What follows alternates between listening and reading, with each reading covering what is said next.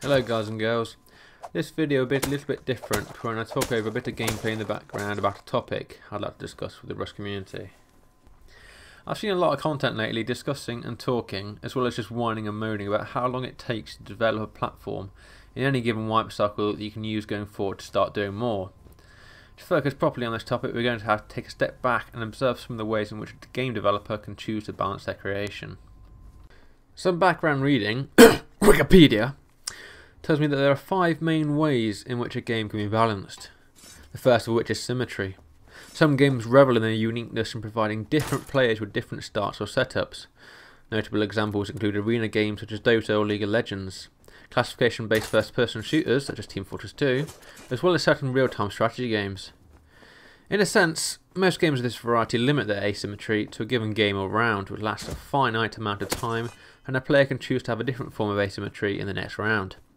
Quite similar to Dirty Bomb, where you can choose to bring 3 mercenaries into a game and can switch between any of them once you die. But back to Rust. Sandbox games cannot, I repeat, cannot use symmetry to create a perfectly balanced game. This, I mean in the extreme sense. For a form of symmetry can be aimed for, and I think Rust does have a few elements of it. Every player starts with a rock on a beach, for example, but that beach is in a location which is random and tied to the time that you've logged in. You may spawn there, hit a kitted bloke a few times, grab an AK and become the feared server menace you've always dreamed of becoming. Or, and probably more likely, you could hit a tree in a node a few times and eventually get arrow shafted by your friendly neighbourhood crossbowman. Returning to the question at hand though, the time put in multiplied by the time of people working together is just another fluid dynamic that makes Rust impossible to align symmetrically. That's not necessarily a bad thing though.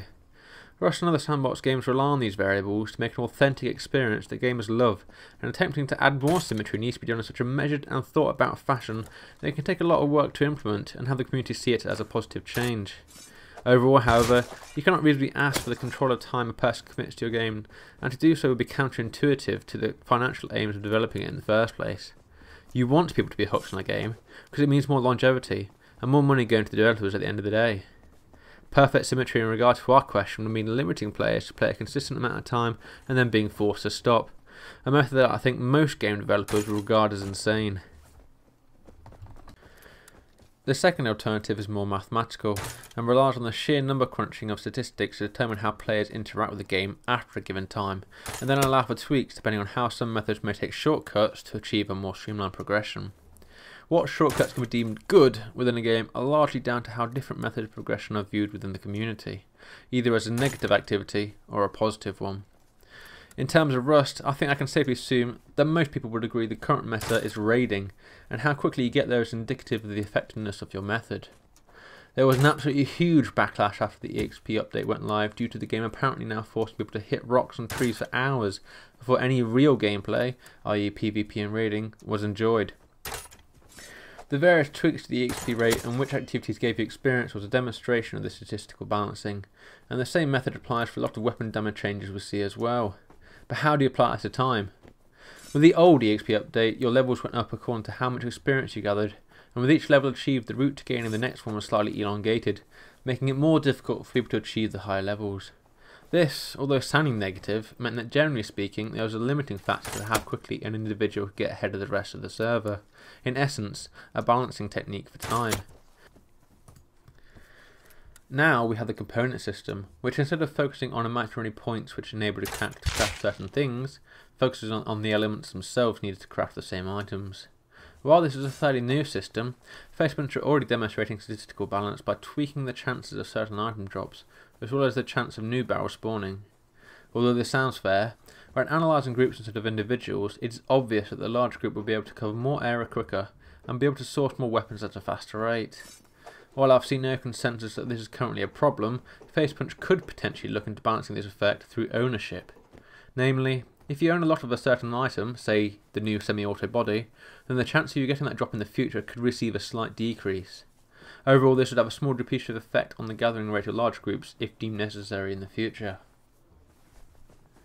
The third balancing technique is randomization. Interestingly, the component system and its BP system precursor were and are extremely good examples of this, taking away from the linear semi-experience that the EXP system forced onto players. The trick with this particular method though is to have enough opportunities where players can go down different routes so the odds even out. A bad image to explain this is a coin has two sides, and the probability of getting either head or tail is 50%.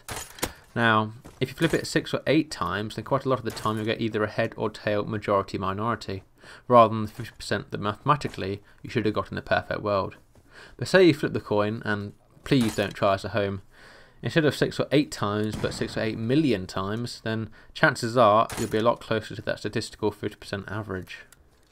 The component system has an RNG strategy for barrel drops, which constitutes most of the gathering for items in this game, and the randomization of these drops should be scrutinized closely to offer adjustment, similar to the semi-auto pistol changes to the metal pipe component recently. Additionally, each time someone gets lucky, there should not be an outrageously large jump in what a player can achieve. This can be balanced by requiring several components to craft a single higher tier weapon, such as the bolt action rifle currently does. Presently, and in my opinion, Facepunch are absolutely on the ball when it comes to adding randomization balancing techniques into the game.